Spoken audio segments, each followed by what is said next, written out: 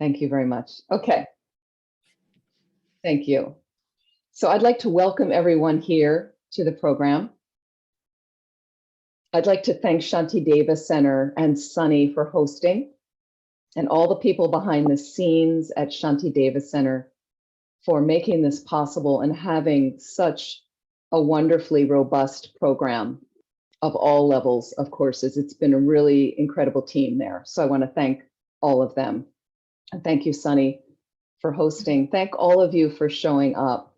What I want to mention again, welcome Ellie, is as people come on, I am going to ask if it's possible for you to put your cameras on. This class is really helpful that we are able to see each other at times, and there will be some exercises. If you find you're moving around a lot on the screen, then turn your camera off like that, because it gets distracting for people. But we're talking about a juicy topic, and it's also really nice for us to feel that we are in like a meditation capacity here, as if we're in a gompa, in a meditation space. And I found there, as I mentioned before, there's some teachers that are insisting that you cannot come to the class if the camera's not on. So this way we are focused. And I've had people eating dinner during classes with the camera on, drinking wine. So again, we really want to try to show up. We just have an hour and a half. Okay.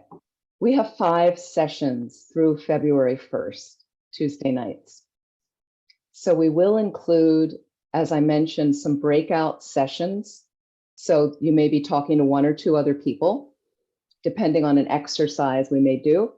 We might be discussing all together certain questions I will present to you. We're going to be watching some short videos of His Holiness, the Dalai Lama, and Archbishop Desmond Tutu. And I'll be sending other referrals and things out like that, of different links in the chat and things like that. So thank you so much. Okay, so let's begin. What I'd like you to do is to find a comfortable posture, so we can just begin with some meditation and motivation.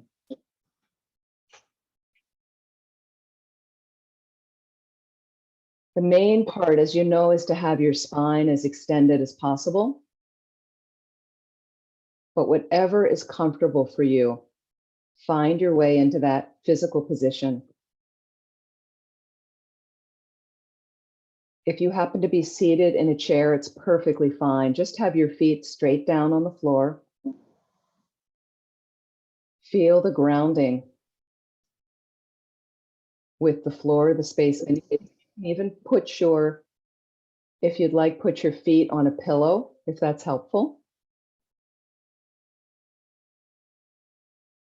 And lightly close your eyes.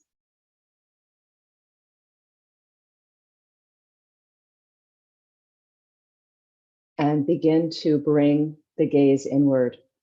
As you begin to focus on your breath, a normal, natural breath.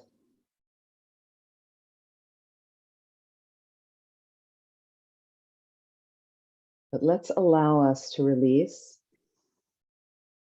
any tension we might be holding from the activities of our day. So take a deeper breath in right now. Feel the expansion of the lungs, maybe a shifting of the abdomen. Imagine it filling your cells with oxygen, pure and light. And a deep exhalation, releasing negative tendencies we're storing up in our body and mind. Take a few deep breaths like this.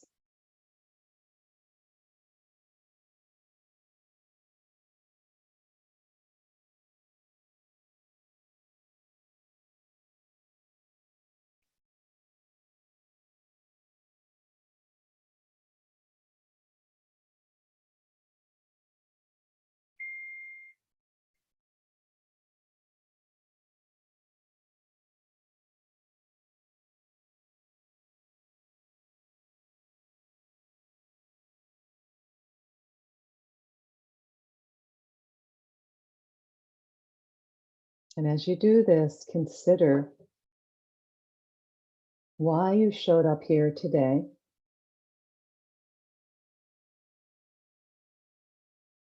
And what you would really like to take with you from this class.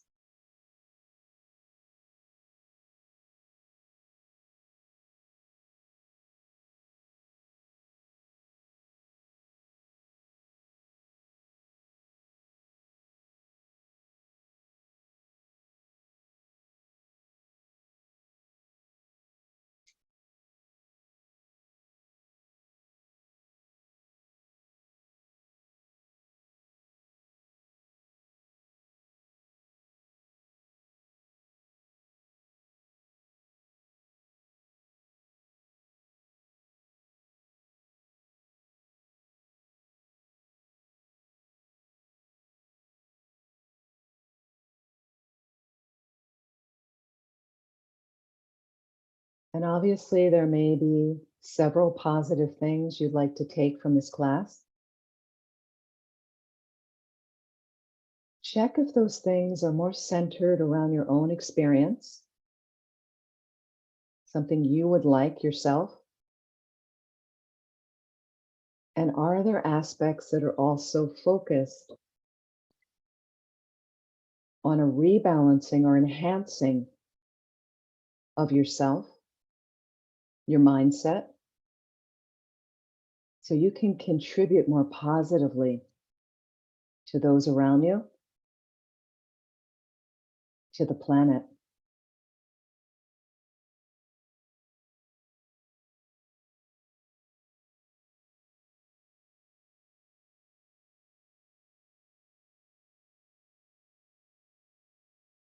So imagine as if you are extending beneath the edges of our own wants and needs to have that bigger benefit with all the beings we touch up against.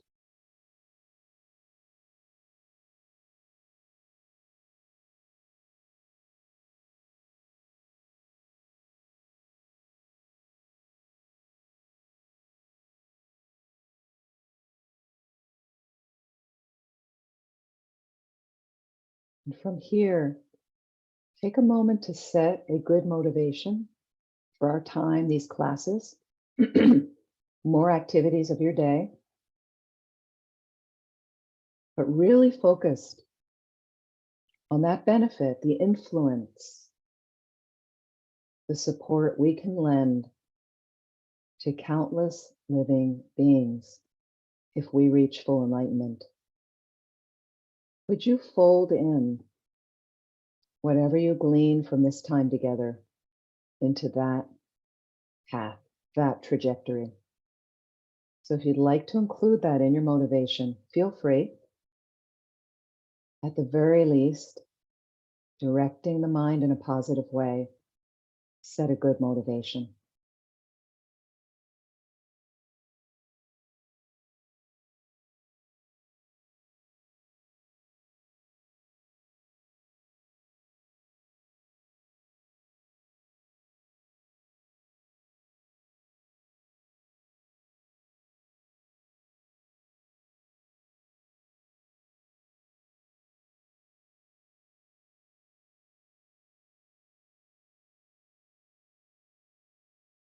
And bringing your awareness to your breath, normal, natural breath now.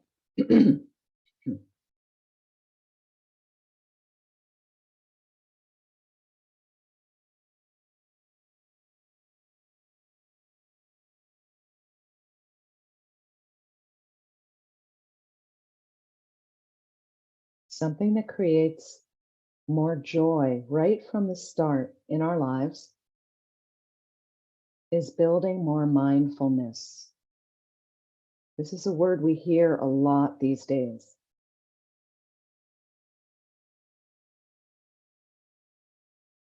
These are all of the hot meditation courses happening now about mindfulness.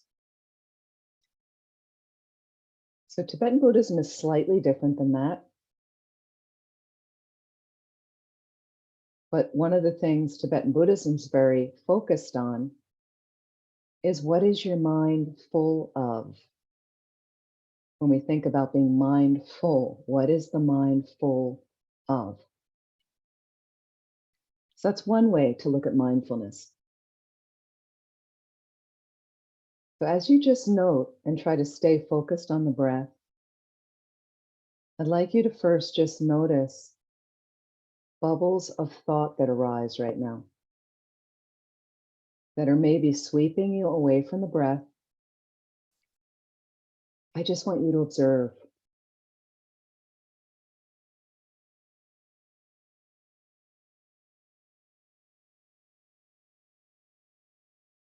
You're just noting what your mind is full of.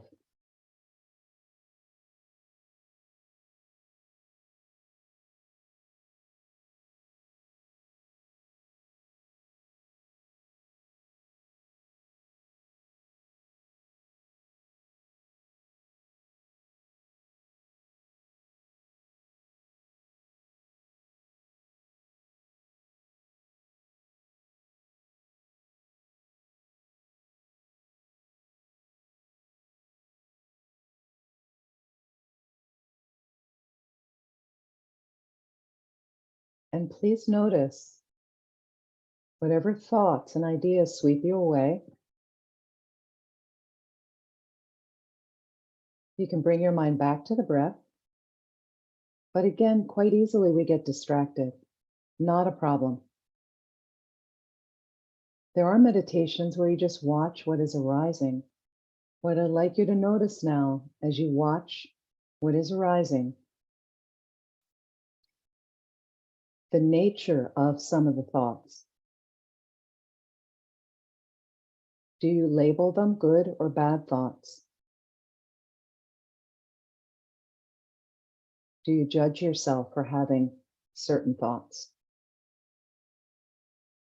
And do you get a little bit overly fluttery at having very positive thoughts? I just want you to observe that process for a moment.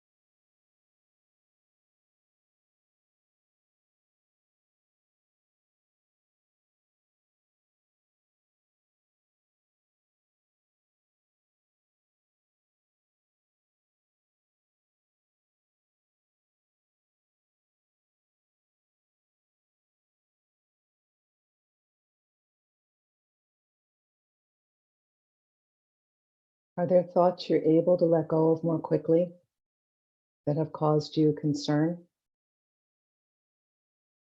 Are there thoughts you're ruminating over and over and over to build that trench of negativity? Just observe.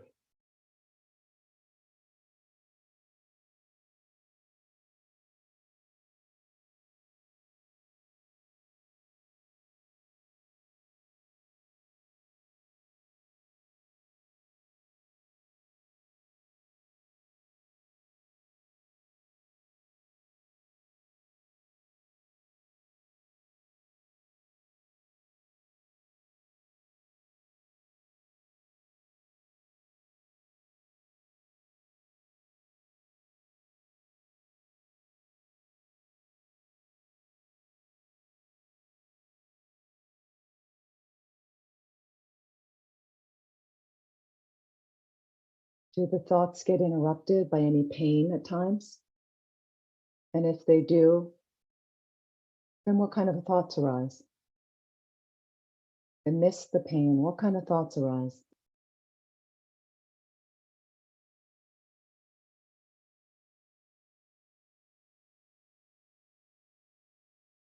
Did you ever have thoughts to analyze the pain and exactly where it is and go deep inside of it to see what it's made of?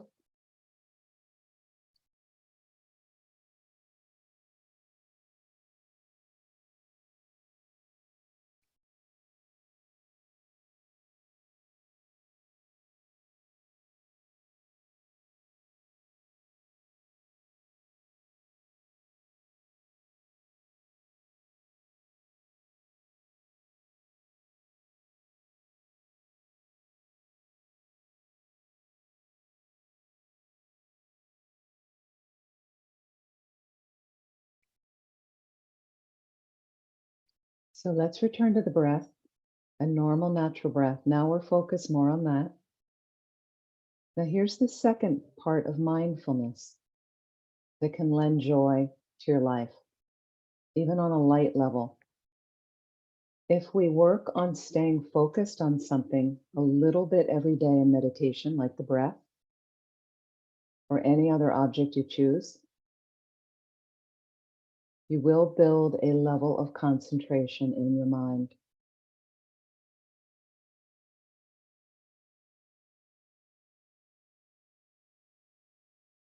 The mind wanders, you simply bring it back.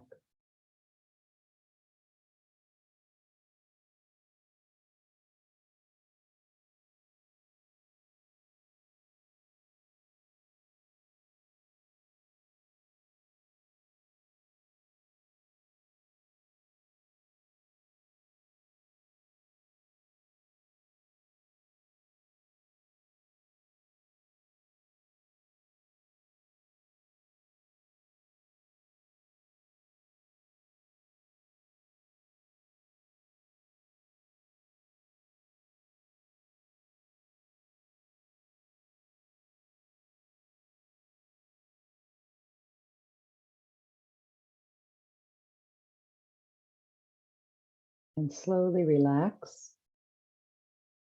When you're ready, please open your eyes and just notice for a moment how your mind is.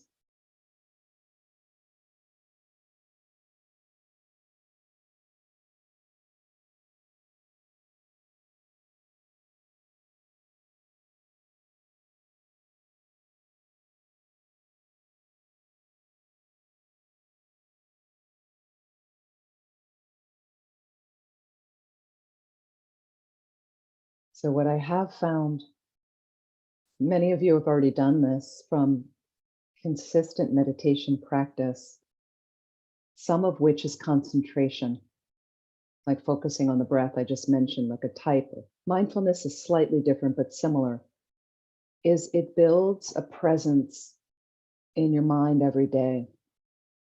So it actually, my mind has slowed down with more and more meditation, but not in a bad way, in an attentive way. Some of you have already noticed that about your minds. So people in our culture feel that we need to do more and we need to do it faster. It doesn't really build benefit, I find, in the heart and mind, but you can check. There are times we need to act quickly and do things and get things done. Absolutely. Okay?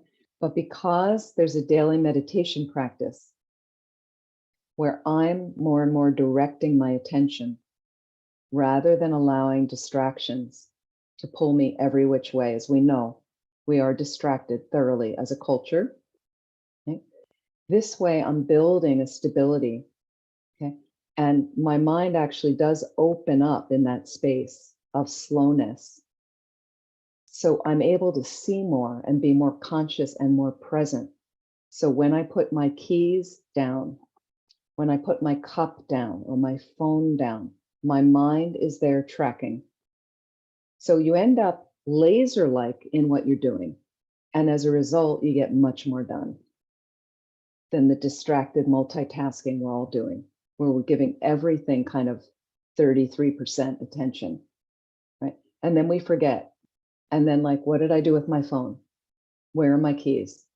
Where are my glasses? And then you end up having to spend the time dealing with that.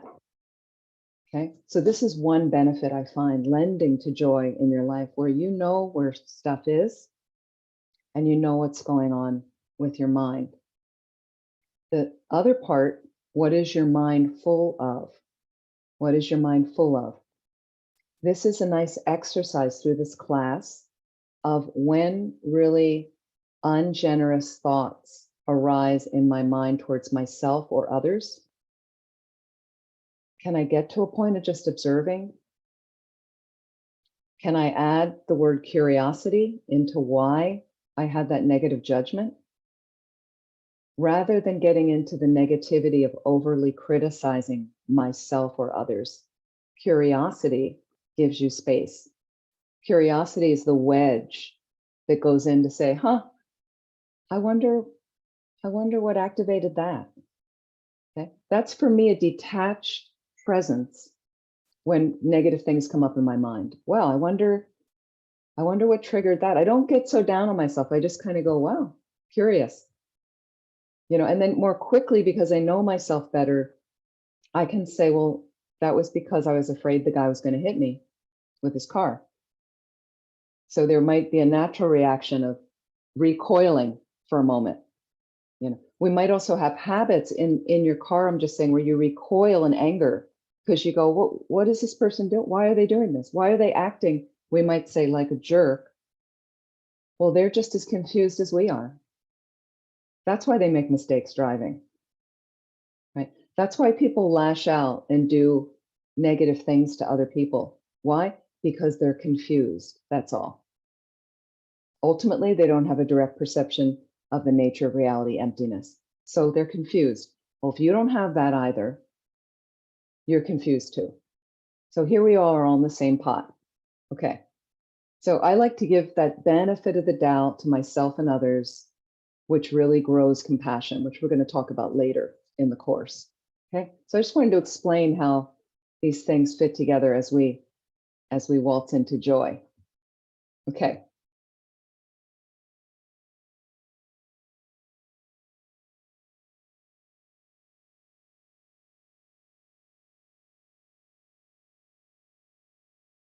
So Tibetan saying that's in, and this is based on the Book of Joy, but I'm going to bring some self-compassion exercises in and some other things, some videos as well from some of the talks they've had about the Book of Joy with His Holiness and Archbishop Desmond Tutu, which is very timely because he's just passed away.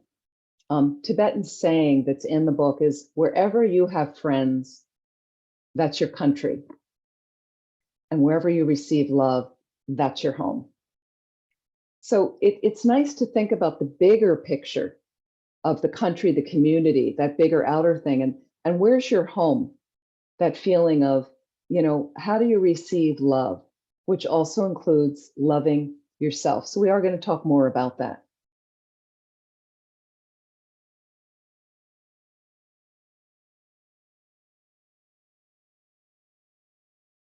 And I want to talk about, as we're familiar, is the authors of the Book of Joy. And how do we they've created a roadmap of happiness. So we can do this as well. And I'm basing this somewhat on this book, but as I said, I'm adding some other things, but we're very familiar with His Holiness, the Dalai Lama. It wasn't that they really authored it. It was interviews that were done and created in the book in Dharamsala. As you know, His Holiness, born in 1935, Archbishop Desmond Tutu, born in 1931. They are old friends. They are both Nobel Peace Prize winners. His Holiness, born in a remote village in Tibet, one of 16 children, 9 of which had died in infancy, born in eastern Tibet, fled Tibet in 1959 during the communist Chinese invasion, and now lives in exile in Dharamsala, northwest India, like that. Archbishop Desmond Tutu, born in 1931, very difficult family life, was a high school teacher before he studied theology.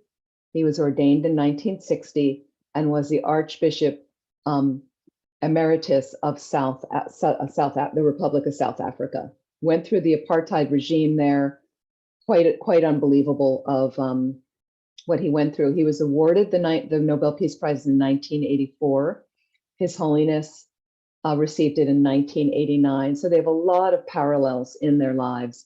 He won it for his opposition to the apartheid regime in South Africa, like that, and was very integral to the chair, basically, of the Truth and Reconciliation Commission, which was a pioneering way for them to get through the terrors and the horrors of apartheid.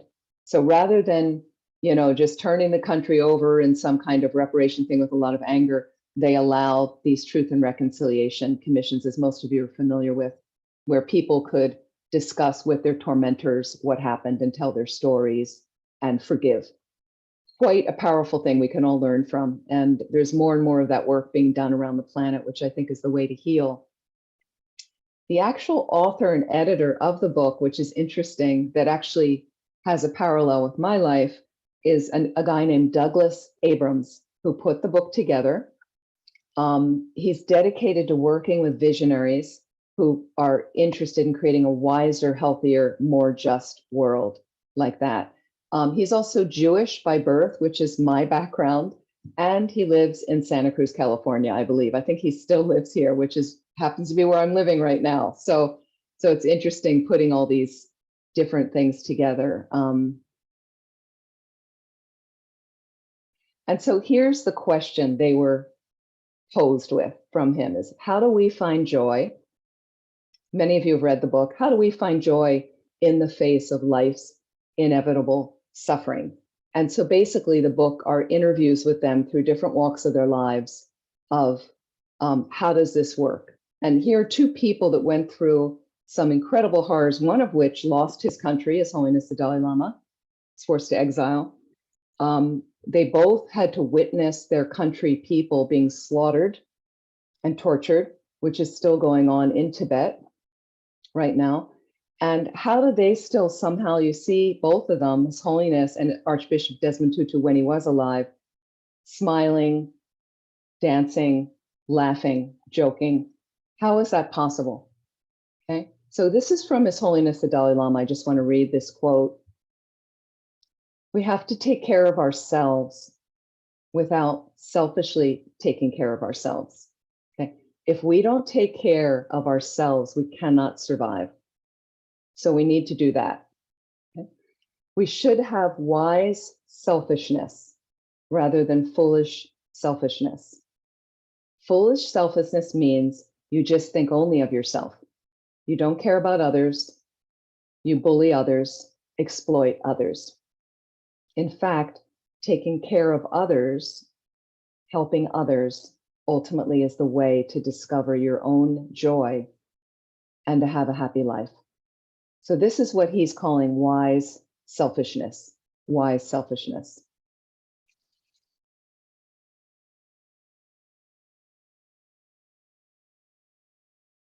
Also from His Holiness the Dalai Lama, which is timely now. This was written long before COVID-19. But he said, if your health is strong, when viruses come, they will not make you sick.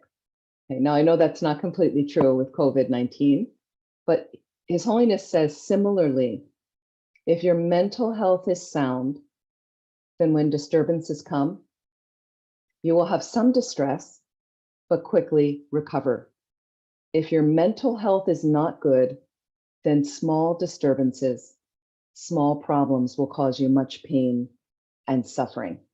So think about in your own life, have you noticed the imbalance? If the mind is not stable enough, I find through the trajectory of Tibetan Buddhism or even meditation practice that doesn't have to be called Buddhist, okay? It builds a consistent balance to the mind. So when I asked you to look at what was arising in your mind, but I asked from a detached viewpoint. So not having judgments about it, but simply observing. So one way that I find really helpful with what is in my mind, what is my mind full of, even as a nun, I will notice irritation or frustration or sadness in my mind. But now I watch that bubble, let's say of sadness. And something I will dedicate today is, so we have a dear monk friend named Punsok. He's from Israel. I believe he's in his 40s, so he's quite young. And I think he was studying in his final classes of the Larampa Geshe program, which is the highest honors PhD program. He was studying, I believe, at South India Ganden or Drepung, the big monasteries there, trying to complete that course of study and had some sort of brain hemorrhage just within the past week. An aneurysm, something like that. He was flown back to Israel where he is in a coma now. And we've been all doing prayers for him, which we were told, if you want to recite Medicine Buddha mantras, a brief medicine Buddha practice, the King of Prayers, dedicating like that is very, very helpful right now to him. And Rinpoche, Lama Zopa Rinpoche said to dedicate to his taking a precious human rebirth. It doesn't look good for him surviving, unfortunately, right now, but anything's possible. So again, when I think of things like this, I get very sad. So I watch the sadness come up. I don't have to get overly involved where I'm paralyzed. Like I acknowledge and I just say, there's sadness. Oh, there's a lot of sadness. Okay. What can I do? Oh, let me do these practices. The practices actually, I find, give me sustenance. So many of you are familiar with passages that you do in life that keep you buoyant through the difficulties. You know, you're rowing your boat, the big wave comes, okay? It's going to take a little bit more active rowing to get me over the waves through the storm, okay? So I engage in a little bit more practice. I make sure I'm taking care of myself, eating well, getting some exercise, okay? Being very skillful with what I'm reading, what I'm watching online, what I'm looking at to keep the mind more balanced and not sinking, in this case, might be into over sadness, where then I'm kind of stuck. You know, making sure I'm positively showing up for others and doing things for others. So you could be in a shop. I happen to be in a shop today. I have to get a new mattress for this little room I'm moving into.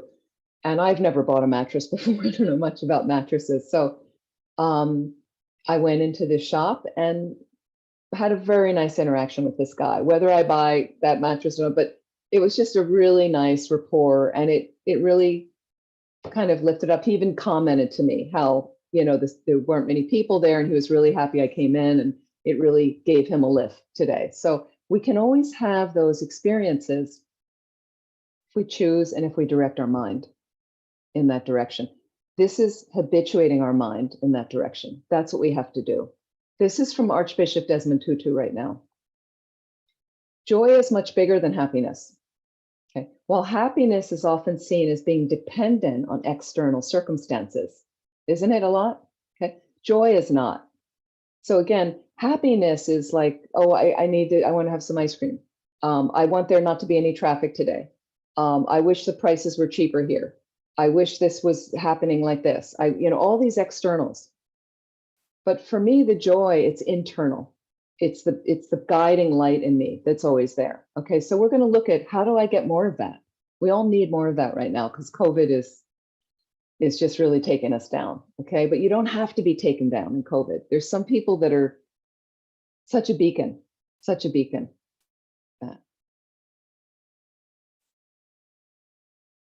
As we know, some of you have been through this class before, but I just want to bring up joy is associated with feelings that are as varied as, okay, and these are some things listed in the book of joy, okay? Pleasure of the senses, no question. You smell an incredible flower, right? And some aroma coming out of incredible kitchen when you're hungry, amazing, like that. Or you see an incredible sunset. You know, I'm living not far from the beach right now. I will be moving into the redwoods where it's quite dark and everything, but right now I can, within, 10 minutes, be overlooking most incredible, beautiful coastal view. So letting that fill me is getting to see that as much as I can, especially if I'm feeling down and feeling like, oh, and go out and just have a look at something. In nature, I find is really helpful. Joy is associated with amusement. Okay, laughter. Okay, and here from a chuckle to a deep belly laugh, Think about it. How is it that His Holiness, the Dalai Lama, and Archbishop Desmond Tutu, they were laughing so often together, somehow. So what, I know a lot of people said they're streaming videos.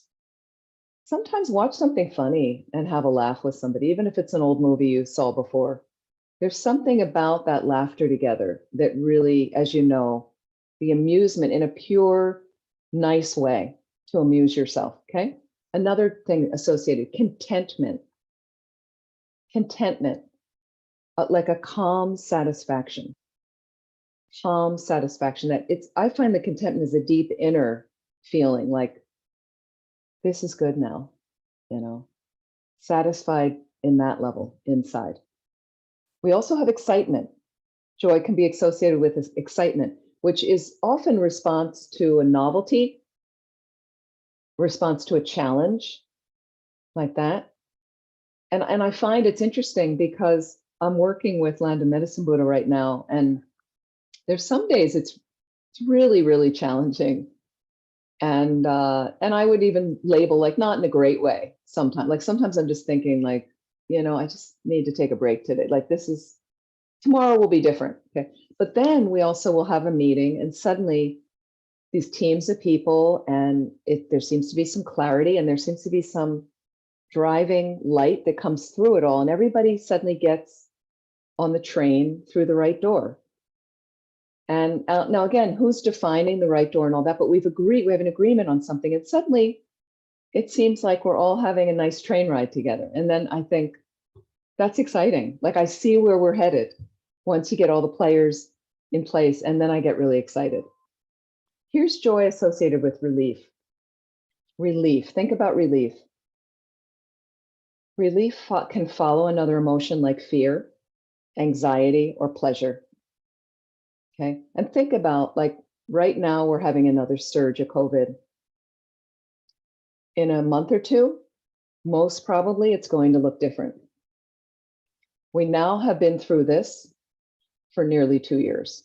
So we are getting used to the swings. They did say it was going to take a while till we would get out of this. Okay. But you see suddenly, like my sister just said in England, she's in England, they are reaching maybe past their peak now, where like 2 weeks ago, it was really, really bad there.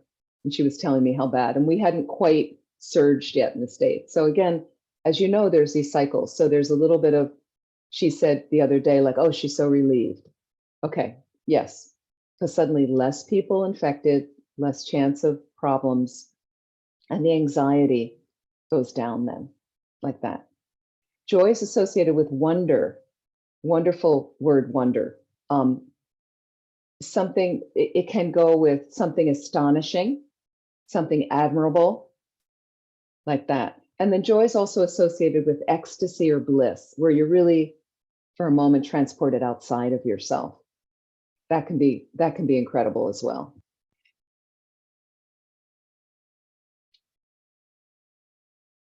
And there's many other things that they mention, such as exultation, radiant pride, unhealthy jubilation. And this is more about when people relish another's suffering, but some people get joy out of that. I always found it interesting, and this wasn't necessarily joy, but this can go into that kind of fearful wonder. Did you ever notice, this reminded me once, there was a fire in my neighborhood years ago, a house burned down, and or part of it was burned, and occasionally that would happen. And a lot of the neighbors would go down the street and stand outside the house, and the fire company was there and the hoses, and many of you have experienced that. And so, but people stand there and you see their faces and you're kind of like, why is everybody standing there looking at somebody's tragedy? But people, need to be witness to it. They want to be there. They don't want to miss out. I've seen it with car accidents you've seen. And sometimes I'm amazed where there's so much traffic, and you finally get there and it's not a bad car accident, but it's like a little fender bender, but everybody has to kind of see what's somebody else's misfortune. Like when you see it, you're immediately like, oh, I'm really glad that's not me. But somehow we have this view that we need to look at in that wonder, like that. Well, I'm talking about, let's move into something healthier, like that. We also have elevation, a joy with elevation. When you witness someone else's generosity or compassion, it lifts you up, right? And joy of gratitude, okay, which is huge. We all know the place of gratitude, like that. So I just wanted to mention a few ways that how different areas, how joy gets expressed, like that. And so this is adding what His Holiness says, the suffering from a natural disaster we can't control, okay? But the suffering of our daily disasters we can. And it's all about how do you manage your mind? When it comes, as Holiness goes on to say, when it comes to personal happiness, there's a lot we can do as individuals. There's a lot we can do as individuals. So that's what we're going to show in here. Okay. Joy can be transformed from an ephemeral state into some enduring trait that you have. So it can be very fleeting into a way that you actually have a lasting joy through life. And it seems that His Holiness the Dalai Lama and Archbishop Desmond Tutu have built that into their lives. So it is possible for each and every one of us to do the same. Okay. So I want to talk about, I'm going to give you a list right now. Obstacles to joy. Okay. And how do we discover joy in the face of inevitable challenges? Okay. And I'm going to give you a list, and I'm going to ask you also to add to the list. Let me just, okay. And what also gets in the way, would you say? And I'm going to have you in little breakout groups that I'm going to try to do myself. So bear with me because it's the first time I've done that. But let me give you this list first. There's 8 of them. If you want to jot them down, great. Number 1, fear, stress, anxiety. And this is, again, how can we discover joy in the face of inevitable challenges? Here are the challenges. Here are these obstacles. Number 1, fear, stress, anxiety. Number 2, frustration and anger. 3, sadness and grief. Number 4, despair. Number 5, loneliness. Number 6, envy or jealousy. Number 7, suffering and adversity. Number 8, illness and fear of death. So once again, fear, stress, anxiety. Number 2, frustration and anger. Number 3, sadness and grief. Number 4, despair. Number 5, loneliness. Number 6, envy or jealousy. Number 7, suffering and adversity. And number 8, illness and fear of death. Okay, what I'm going to do is I'm going to put you into breakout groups. Sunny, do you want me to put you in a group? Okay, great. So what I'm going to do is I'm going to make 7 groups of 3. So you'll have 2 other people. You have 10 minutes. And what I'll do is, so each person really has about 3 minutes to talk about, and please discuss those 8 obstacles. Okay. Would you add to them? Are there other things you're experiencing that are obstacles to your joy? Okay. And what kind of prevents you? What are some antidotes you might layer in right now before we get actively talking about antidotes? What has helped, but how do some of those obstacles relate in your life, if you want to open up about that? Okay, let me put you in the groups. Bear with me. Okay, it looks like, here we go. Oh, look at this. I'm getting fancy here. Okay.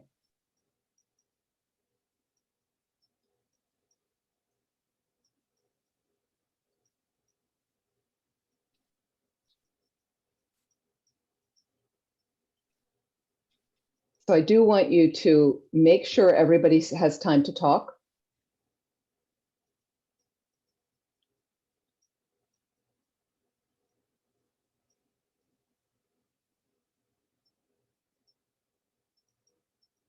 I just put a few Floridians together. Okay.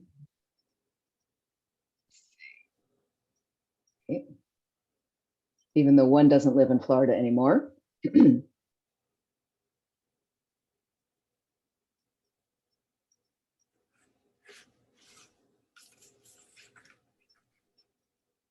Okay, and one group is going to have 2 people.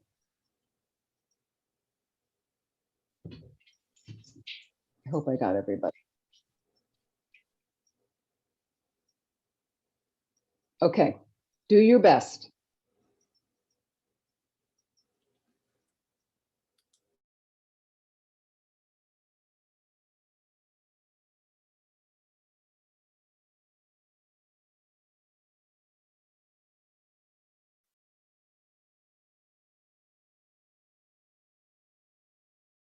Sunny, I may have forgotten, not been able to get you in a group. I'm so sorry. Let me see if I can add you. Okay, or else it's okay. Let's set it for 10 minutes. Yes. Yeah. Okay, let me put a note to them.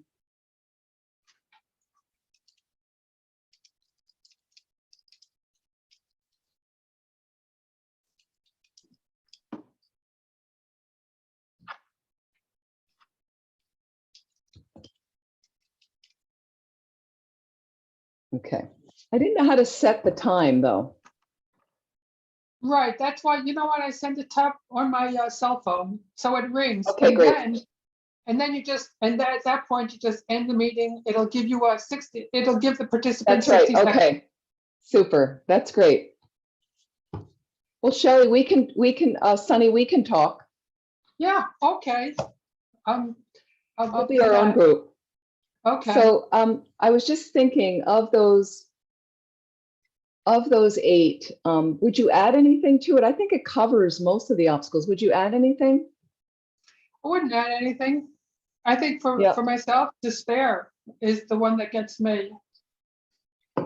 Despair is that, so that's something that's going on for you now?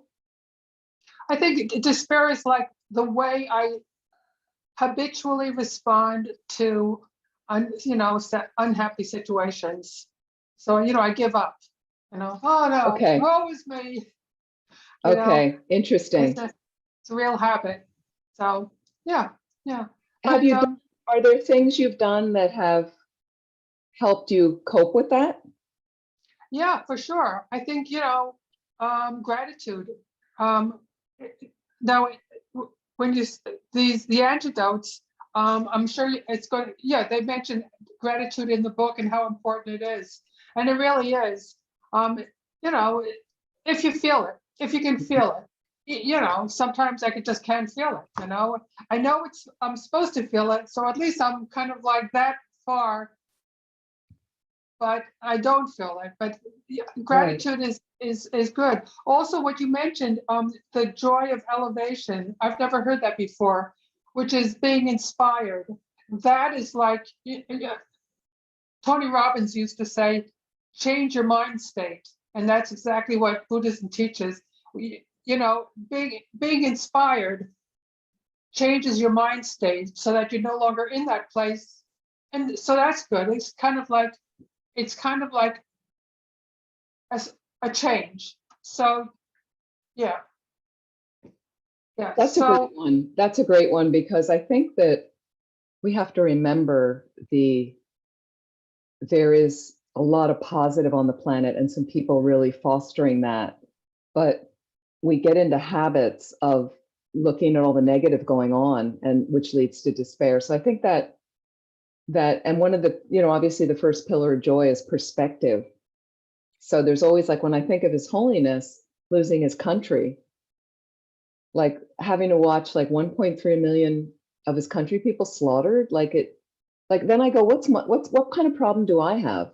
What possible, oh, there's a pandemic, or, my car didn't start the other day. You know what I mean? It's like, I have to buy a mattress. So what? Like, what really problems? Yeah, there's not, I mean, I look at LMB and I think there are some really hefty problems this center has of what's gone, but again, it's like if I want to put that in perspective with the wildfires that happened last year in this area, well, that's a whole different thing. That's, you know what I mean? Like, then you go, oh, or if I see people really destitute, there's a lot of homeless people here, right? And living in tents, living in parking lots. I see them in their campers, but to see them still showing kindness and helping other people, then I go, well, it lifts you up, it elevates. Yeah, absolutely. That is inspiring to see somebody who's homeless and yet he or she can retain their like humanity.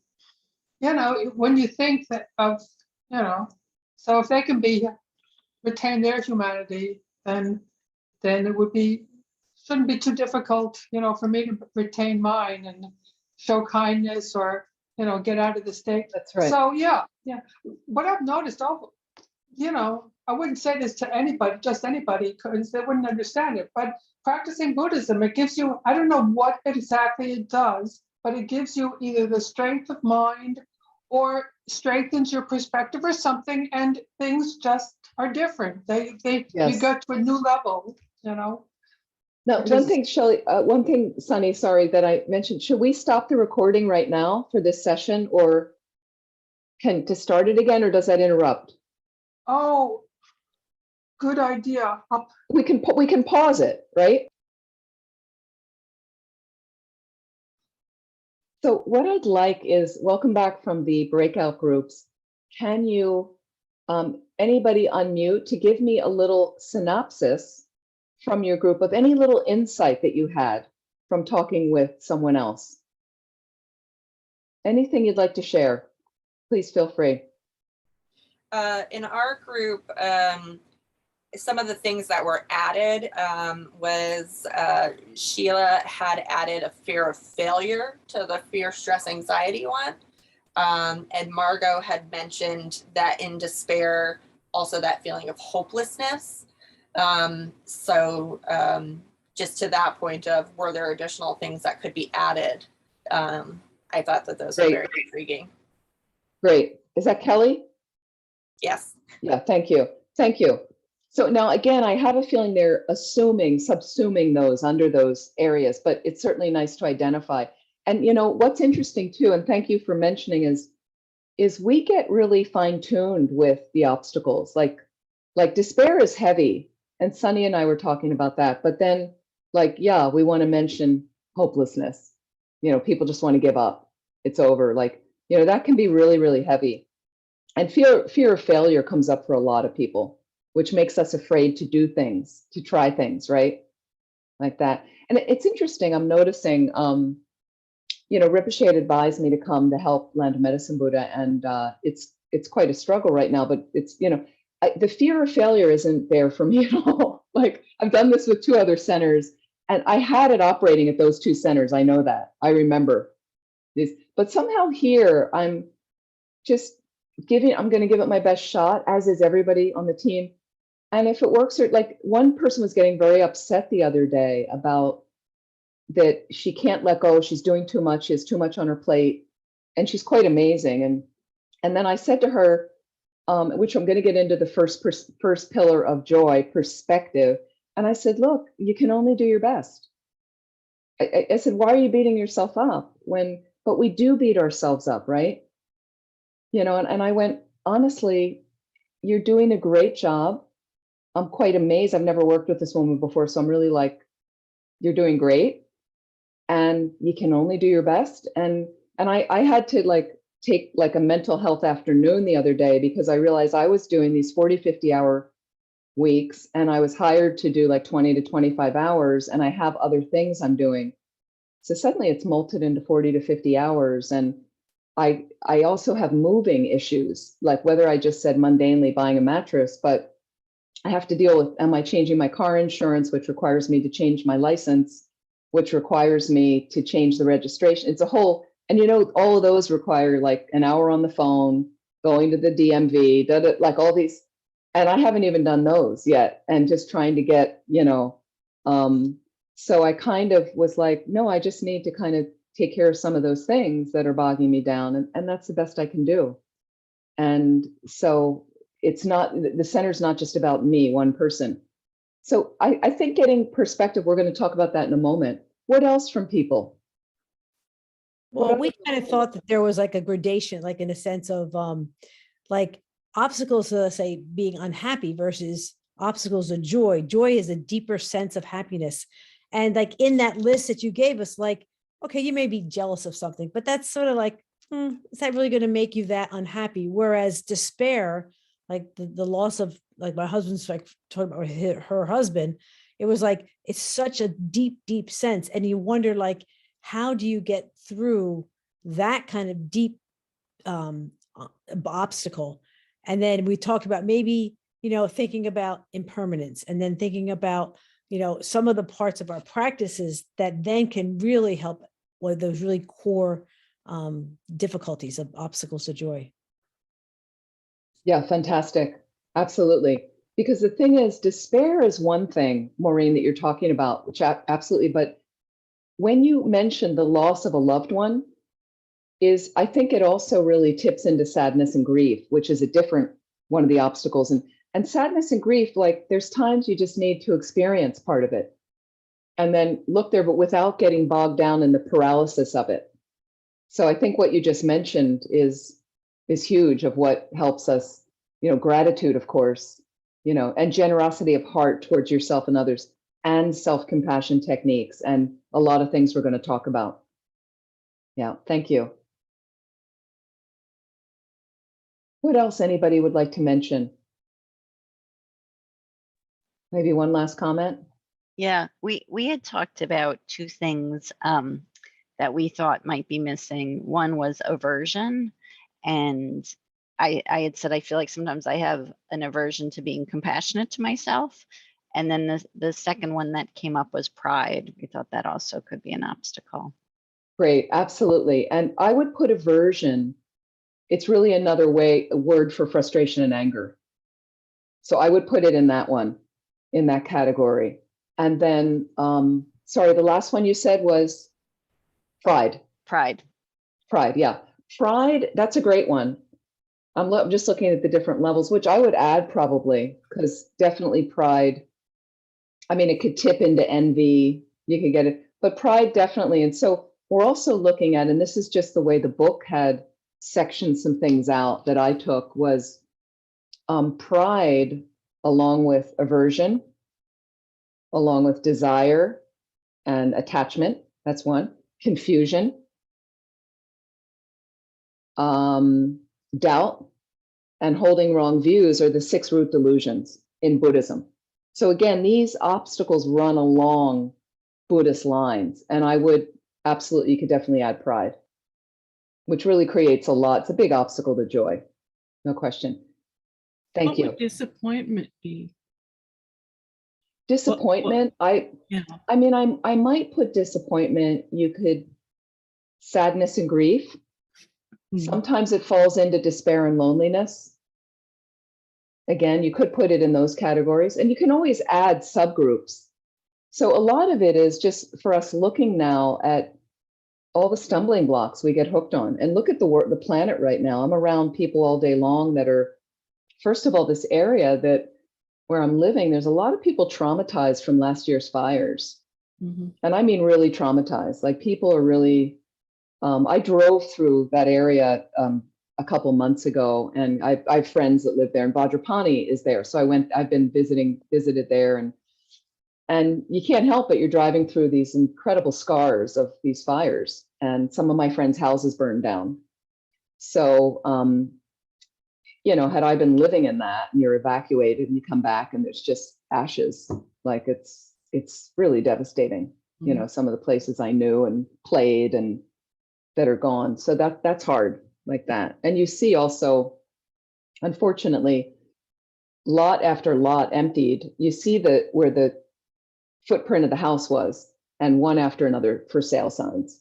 People are done. They don't want, you can't even get fire insurance now. We were just, the little hurdles with running a residential retreat center in California.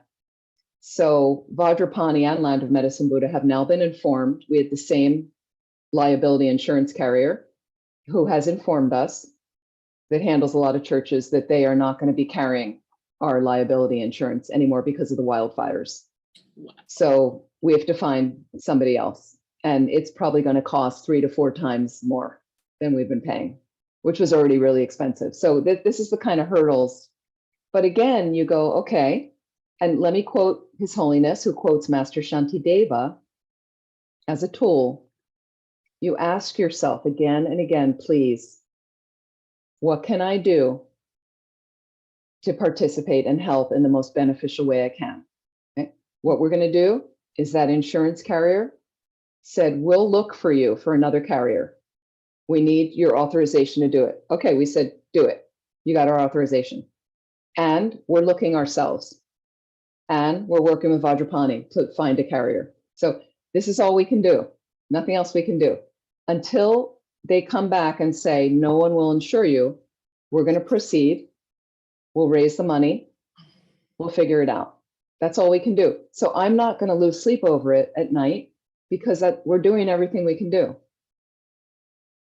So I've got a compatriot who's losing sleep, and I keep trying to say, but there's nothing else. We're doing everything we can do. So if the center has to shut, which I don't think it will, everybody's in the same boat. The state of California is also dealing with it. So that's all we can do. So I have to learn to let it go. I have to learn to let it go. There are some things that have me worried. There's things in the past running a couple other centers where I was up every night. I couldn't separate it. So I've learned from that. I've learned that it's not beneficial. It's hard on the health. It's really hard on the mind. So we slowly make our passage. And there's some good days, and there might be some other days that you're dealing with your mind, and then you come back slowly, slowly. So let me go on a bit, and let's just keep that list in mind of what are the obstacles, because we're going to move through those obstacles like that. Okay, now here's what happens from Archbishop Desmond Tutu. When those obstacles arise, look at your mind. How much control do you have over your emotions? Okay, we've all been in those situations. We get afraid, we get angry, we get sad, we feel hopeless, lonely, prideful, we get jealous. You suffer, there's adversity, forest fires, for instance, hurricanes, like that. You may have incredible poor health with raging pain every day. You may have an immense fear of death. These are the obstacles.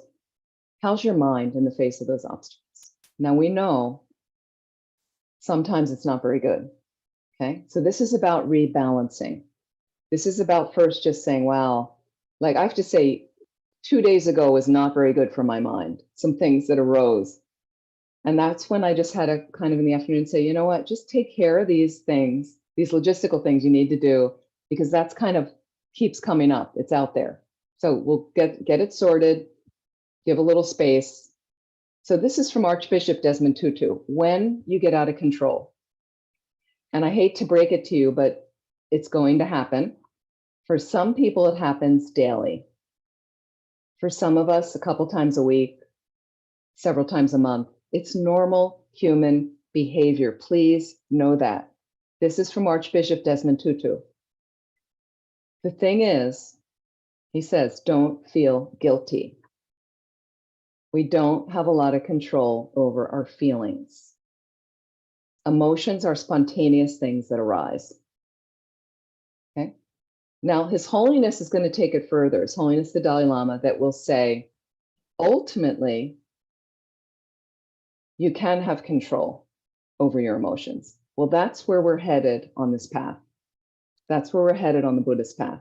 Okay. But please, and I'll say this again and again, please be gentle and patient with yourself when you lose control.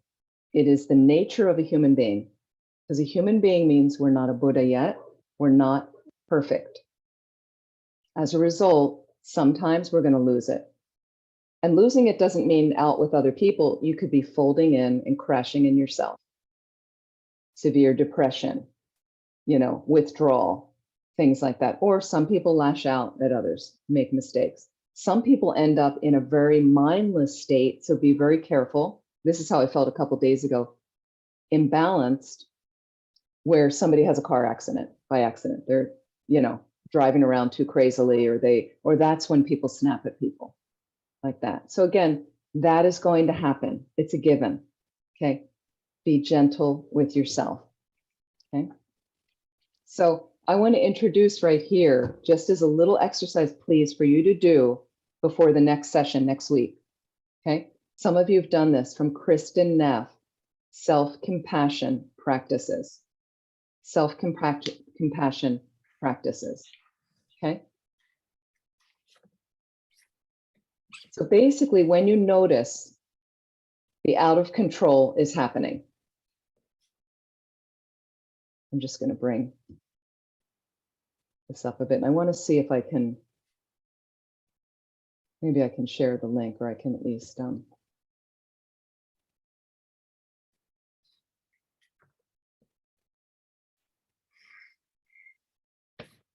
mhm.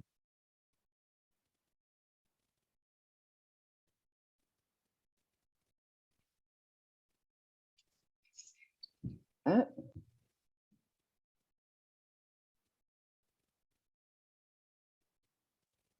here we go.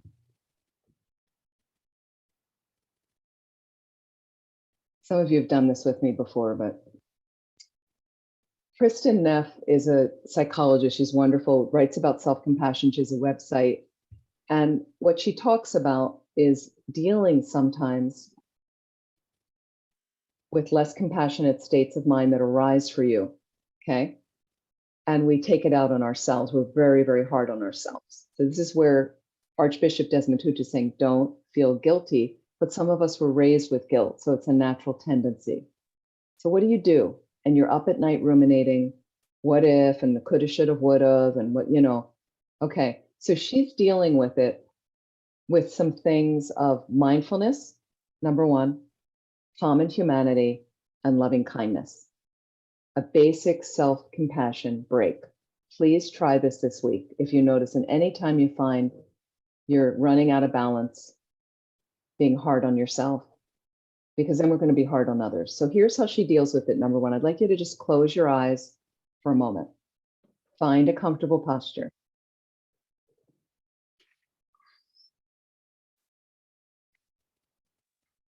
Take a couple of deep breaths. Really, again, feeling the oxygen moving through your cells, opening up space in the mind, heart,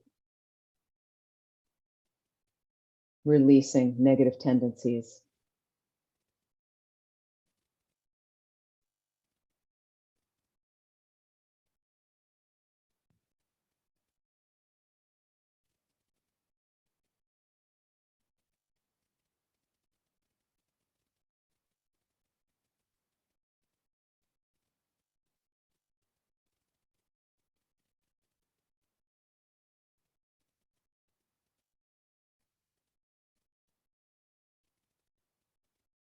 I'd like you to think of a situation in your life right now that is difficult, that's causing you stress. I'd like you to just bring the situation to mind and notice how your body and mind experiences just bringing the situation to mind. So do you actually feel the stress and the emotional discomfort in your body?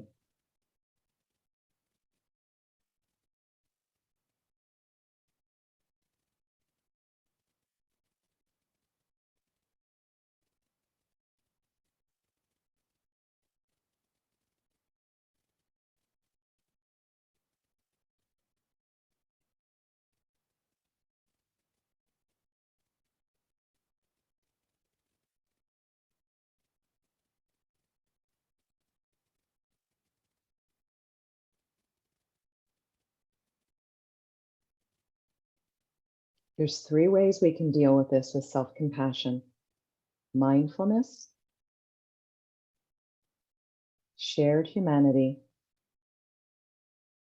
and loving kindness. Let's begin with mindfulness in relation to the situation you brought up that is very difficult. Mindfulness allows you to just note what is happening, to acknowledge.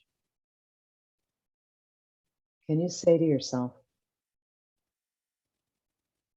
in relation to the situation, this is a moment of suffering.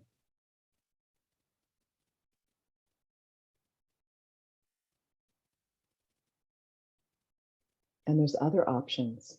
that you could say to yourself, and just acknowledge, this hurts. Ouch. Or perhaps, this is stressful.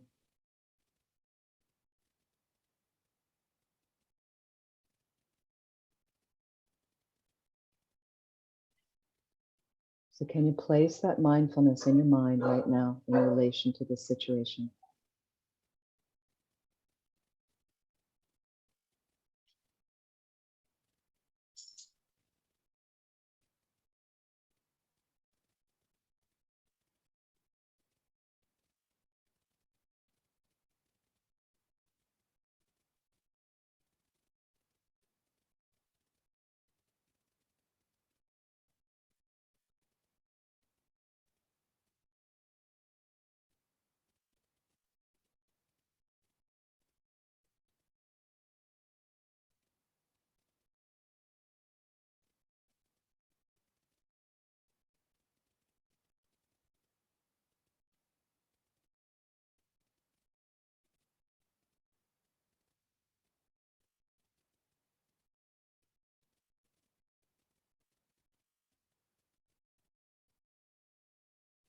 Sometimes this is the best we can do, just acknowledging with our mindfulness. Here we are. This is what's happening. So here is using common or shared humanity in relation to the situation. Understanding samsara's nature, suffering is a part of life. Suffering is a part of life. Can you say that to yourself in this situation? And here are some options, some other options. Other people feel this way too. Other people experience this. Or, I'm not alone. Or, everyone struggles in some way.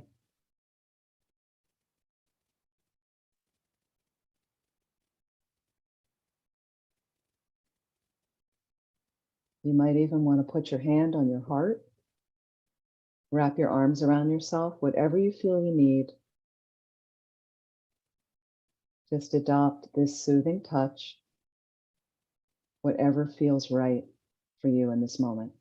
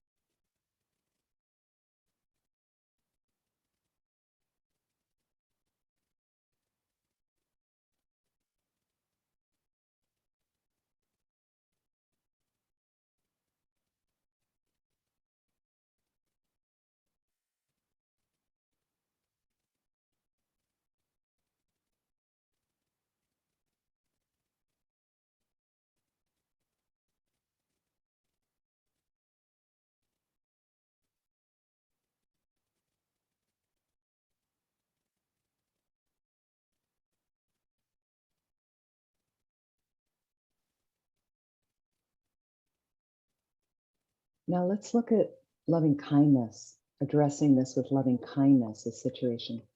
Can you say to yourself right now, in relation to the situation,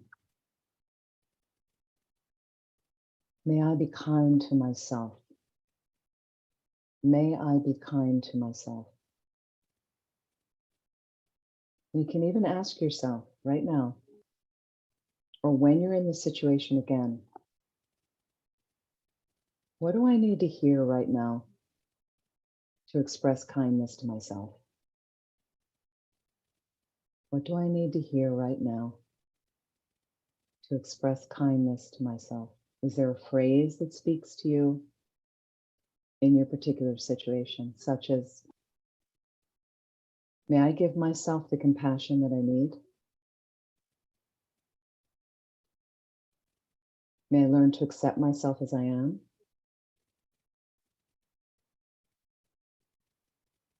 May I be strong? Or may I be patient? Or may I forgive myself?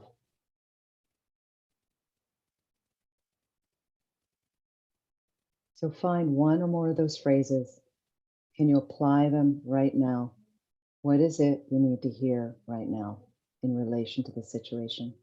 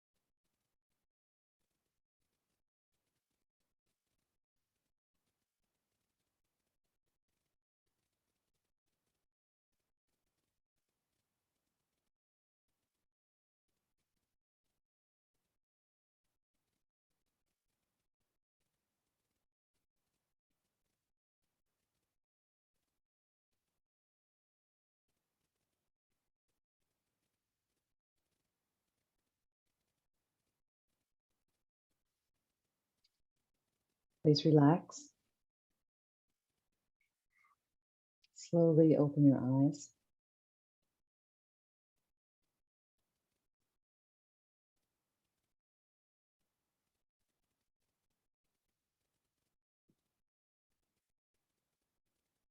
These exercises, again, mindfulness, shared humanity or common humanity,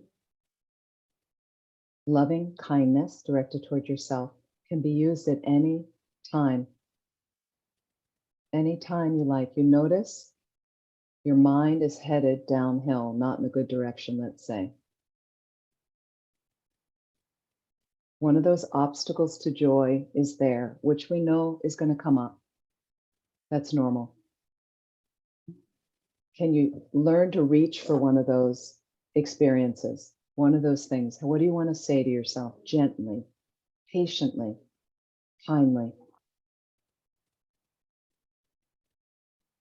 And we're going to talk about many more antidotes right now, but I just wanted to get you a little bit started before we close. Try this week. I'd love to hear your experiences. And if you have the Book of Joy, some of you have not read it, I highly recommend. Sunny has put in the chat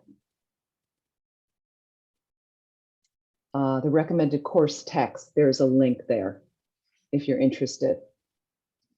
So please have a look at that. And she has recordings and everything of how you can access the recordings if you missed something. But really have a look at the book. It's well worth it. Now, the other thing I wanted to mention, I was trying to find it. Somebody had sent it to me on WhatsApp and I couldn't get it into the computer, is there's a video about the book, of how they made the book, that's well worth watching. So if I can find that, or if any of you know that for the next week, and put it in the chat, that is really nice to watch as well. And I would really recommend. And also it's very uplifting how you see these two people that have faced these insurmountable things and how they're finding joy. But please try to do those exercises. And I'd like you to really keep noticing the obstacles to joy. Which one do you get mostly hooked by? We're going to talk about the antidotes as we go forward, basing it also on the 8 pillars of joy that are listed in the book and some other exercises. So just before we close, are there any questions right now, any concerns, anything that's coming up around what we're talking about?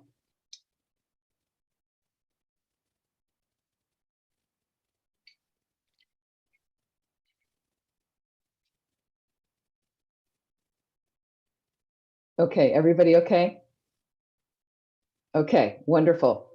So I'm going to wish you a joyful week, but I'm also acknowledging that it can be tough out there. Okay.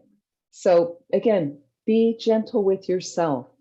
Do you need a bubble bath to take? Does that cheer you up? Do you want an ice cream cone or a piece of pizza or a long walk on the beach with a friend? Or make sure those are built in. It's healthy to do some kindness for yourself in the process of trying to make your mind more buoyant in the face of the planet and people's problems. And here's something else. I read this article this week. Some of you may have seen it in the New York Times. A writer wrote about how, I forget the name, but how the love story with California was over for her. The romance she had. She lives in California. And there used to be a kind of thing about California. I think I had it when I moved out here in 1987, originally. But that California is very different than the California that's here right now. So she wrote this whole thing about, in general, and I don't know if you notice this, how many of us, and I'm just looking at your ages, we are different ages, but the younger people I know, I'm very close with my niece and some other people around 30 years old. They're struggling right now looking at their future and what the planet affords. The older people are mourning their past. What's different? So here's the thing is, why don't we acknowledge those spaces of grief, suffering, anxiety? Absolutely causes all that. But after a while, I can't keep myself mired in it because I'm not doing anybody any good. So I look at those kind of things, and in a process of letting go, I'm kind of like, let me look at the present. And this article talked a little bit about that. And this was a little bit more on ecological terms of, let's just get on with it in California of what we need to do, how we want to construct new buildings and how we want to clear spaces and forests and things. But just in your own life, like I'm really introducing to my life, like weekly of like, okay, instead of bemoaning what California is like, the Santa Cruz area now, like people have this idea, they go, oh, you're in Santa Cruz. Oh, how great. And I'm like, it used to be great. It's very different now. But then I'm like, you know what? This walk out there by the ocean, it's pretty great. So I'm going to focus on the positive. And the more I keep extending to the others in my community to lend some balance and perspective to them, which is that first pillar of joy, perspective, okay, is can you keep a bigger perspective this week as well? But we're going to talk more about that. Perspective for me is, the other day I was kind of feeling down about something, and then Punsok had this aneurysm. This monk had this brain bleed. And I went, oh, keep it in perspective. That is not my life. Like I am not there in a hospital room the poor. I just can't believe this is happening, frankly. I know him, and it's just, so I just went like, I've got a pretty good scene here right now. So, many of us here have health challenges, different things like that. So that's a big one. But again, how can you keep showing up daily, weekly, monthly with being present and finding what's positive about that presence? Because there's a lot, even amidst the pandemic and all these things that are going on. There are little wake ups every day of some jewel that's there. And we have to keep going for others. We have to keep doing that, feeding that. It's not about me anymore. It's really about, I really want to help all these people. There's a lot of people suffering. I really want to help them. So I got to keep buoyant for them. That gives me energy. That gives me energy, enormous energy like that. We can do it, but we can do it, and we can do it even more together. Okay. I'll ask you to trust me on that one. Okay. Okay. So I want to thank you so much. I just want to read a few dedication prayers right now. I'm going to share my screen. And I first, of course, want to dedicate to Punsok, Venerable Punsok, and whatever is best to have happen for him. And I'd really like to dedicate, as Lama Zopa said, to his taking a precious human rebirth and being able to live in that rebirth with as much benefit and progression to enlightenment quickly so he can benefit all living beings. Let me just share my screen and we can do some dedication prayers together. Okay. I think you can see that, yeah? Mhm. I'm going to make it bigger. Can everybody see that? Okay. Janju Senjo Rinpoche Ma Ke Panam Ke Yurchig Ke Banyam Pa Me Pa Yi Gone Gondu Belwar Shong. However many sick sentient beings there are, may they quickly be freed from all sicknesses. May all the sicknesses without exception of transmigratory beings never occur again. And I'd like to seal this with emptiness. This is the most important dedication, Lama Zopa Rinpoche says.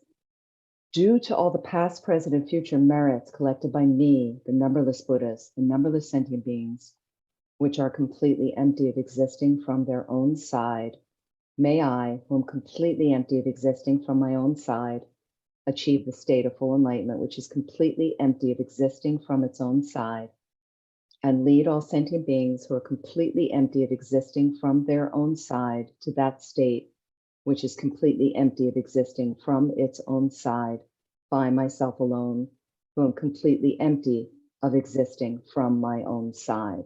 Whatever understanding you have of emptiness, please reflect for a moment.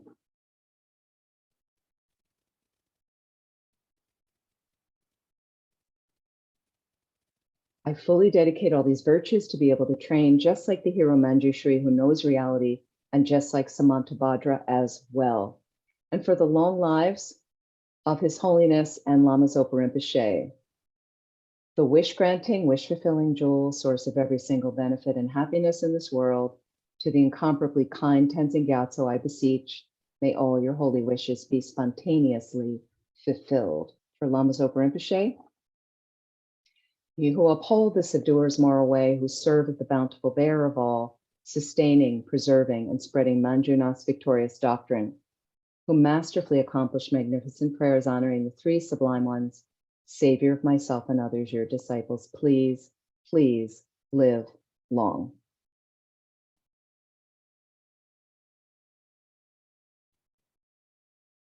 Thank you so much. And if you want to unmute, we can say good evening. And I'm very excited to see you next week. Thank you so much for joining. Thank you, Sunny. Thank you, Shantideva Center.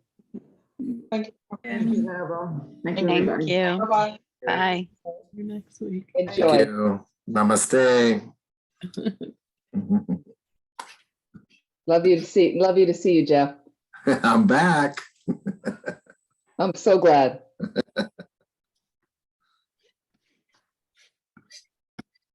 Hey, Peggy, lovely to see you in pink. Oh, she's gone. Oops. And Ross and Kelly and Margot. Enjoy.